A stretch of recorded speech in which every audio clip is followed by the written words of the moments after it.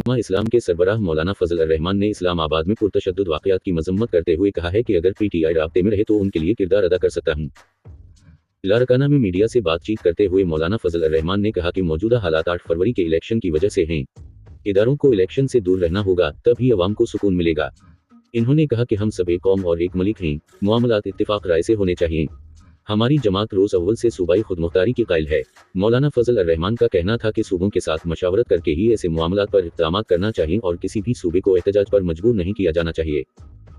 इन्होंने मजीद कहा कि अगर हुकूमत जेल में रखने और वो बाहर निकालने की जिद में रहे तो मलिक में अनारकी होगी।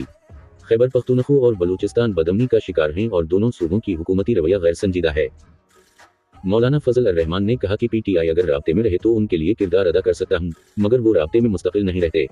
क़यादत की बात नहीं कर रहा, मगर कारकुन अपने नज़रियात और क़यादत से मुखलिस होता है। कारकुन के जज्बात को इत्तिदाल के रास्ते पर लाना और सही सिमत पर चलाना ही एक अच्छे लीडर की निशानी होती है। इन्होंने कहा कि हमने धरने दिए, पीडीएम के मार्च हुए, आज़ादी मार्च में 15 लाख से ज़्यादा लोग इस्लामाबाद में जुमा हुए, मगर कहीं कोई नाखुशगवार वाक़या पेश नहीं आया। कारकुन को जिद्दोजहद और तशद्दुद के बगैर रास्ता दिखाना होगा।